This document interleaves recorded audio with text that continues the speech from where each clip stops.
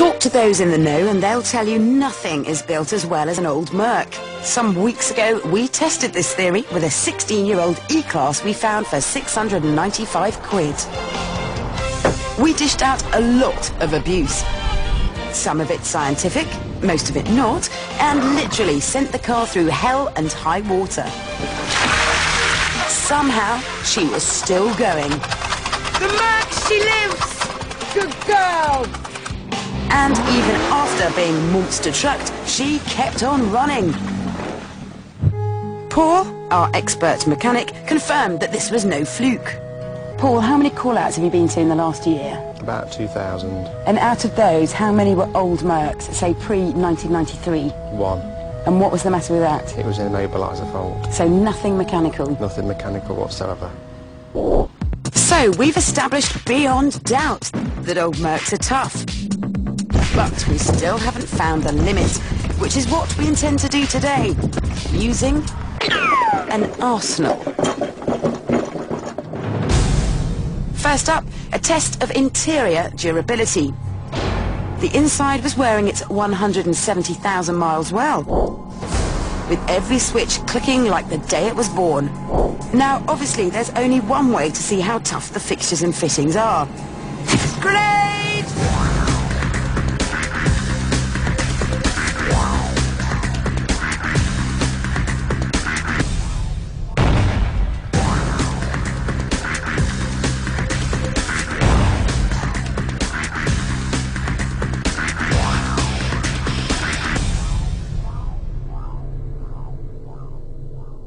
Most of the interior had been vaporised, but throughout the car there were little signs of life.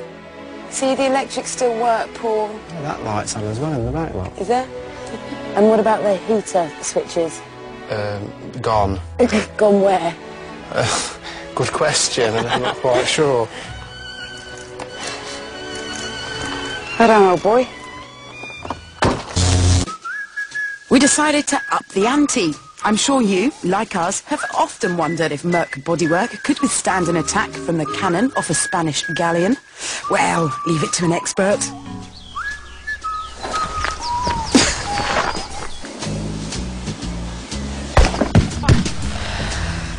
Strike one.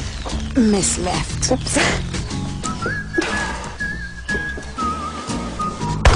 Strike two.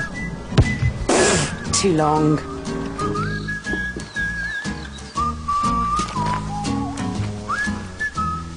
Strike three.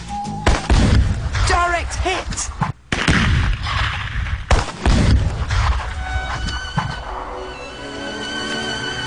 Were you impressed with my accuracy eventually? Yes, very good. Third time lucky. Thanks very much. So is the front. Oh, look at that. Now that's what I call proper build quality. Opens and shuts. Fantastic. And the door mirror is still intact. That is a pretty mint door, isn't it? Yeah. Get some money for that. Again, the bits of the Merc that were still standing had seemingly shrugged off our attack. So, for the final test, we decided there should be no holds barred. We wanted to see whether there was any grain of truth in one of the biggest cliches about old Mercs. Are the engines bomb-proof?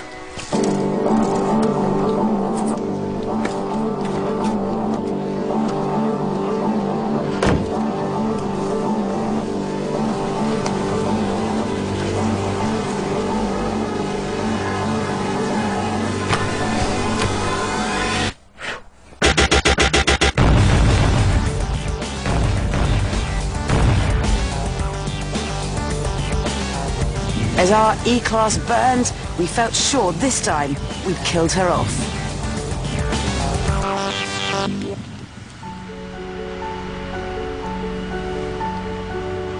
The car was gutted, and Paul stepped up to inspect the remains. That shuts. Of course, the point of this test was to see how much stick the engine could take. Looks a little bit melted. It couldn't possibly start, could it? Keys still in, yeah. We held our breath, but nothing. Nothing at all. It was a car barely alive. But Paul felt he could rebuild it. He had the technology. He could make it better than it was before. Better, stronger, faster. Well, actually, all he could do was get that rear wiper working, making it look like something from the end of Terminator.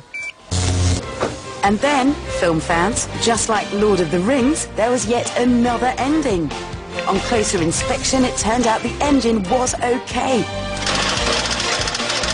But it was the wiring loom of the immobiliser that had melted and was preventing us from starting it.